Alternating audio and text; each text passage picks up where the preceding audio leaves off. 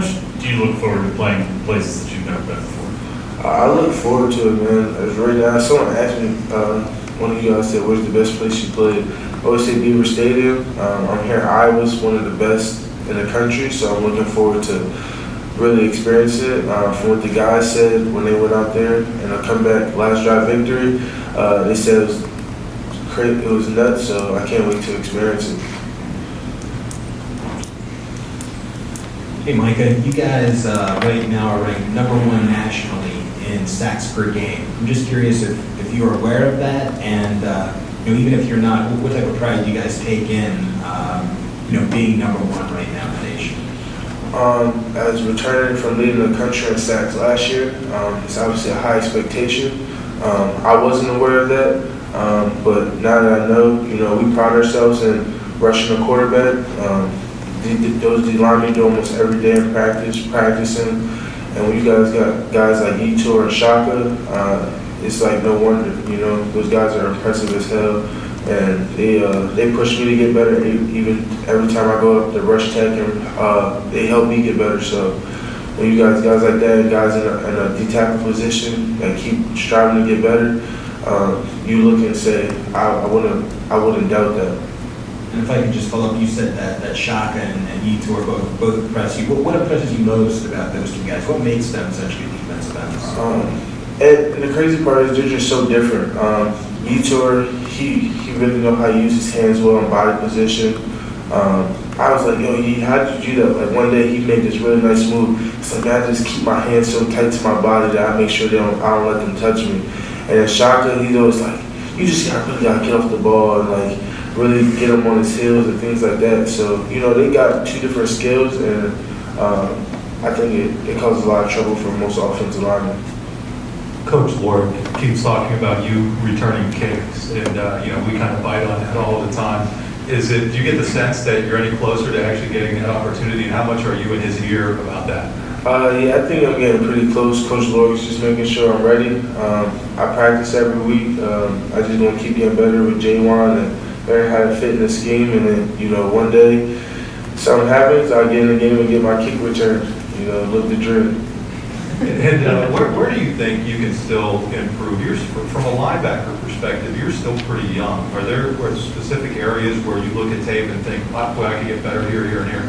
Yeah, and I think Coach Brad does a good job at doing that for me, teaching me where to get better at. He obviously knows that I'm really talented, but and I play a good game, but he always critiques me on not the things that I do well, but the things I do wrong. So just keep going on my fundamentals, pass drops, keep practicing my run reads, stop being a reactional player, and start doing realizing and reaction, and said that's when you become a great player instead of a good player. So just things like that. It's doing my film study. Can you explain that reaction stuff?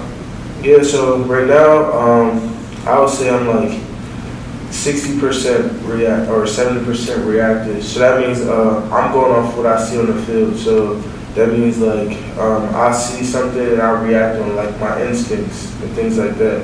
And then he's talking about being a realizing player, like seeing the formations and seeing your keys and your reads. That's why you're doing it. So when you do that with your instincts, that's when I'll be a great player.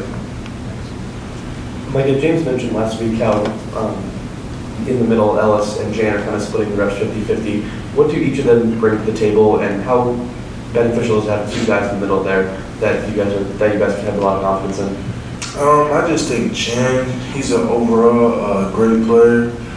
Really through the game, he's obviously the smartest linebacker I ever met and the smartest in the room. So he brings in that recognition and helps me on the field also. If I don't see something, then he'll help me out.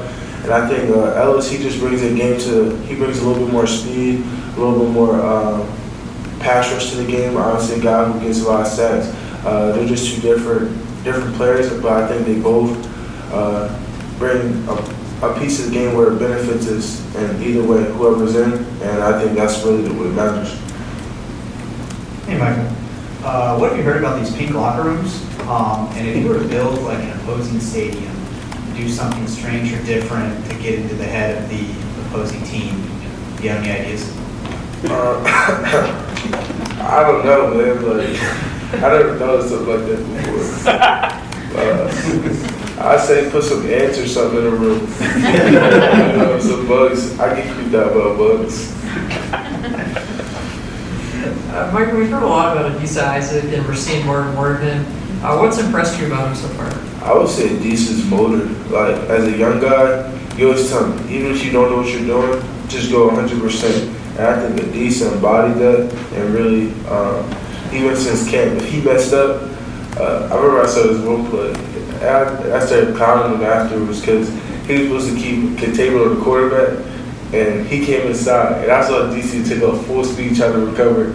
I was like, I said, I already know you messed up. He said, yeah, I know he's not trying to catch him. I said, I know, bro. But he just goes 100% every time he's out there, and I think that's the most important part when you got somebody that really doesn't know what you're doing, but kind of knows what you're doing, and goes 100%.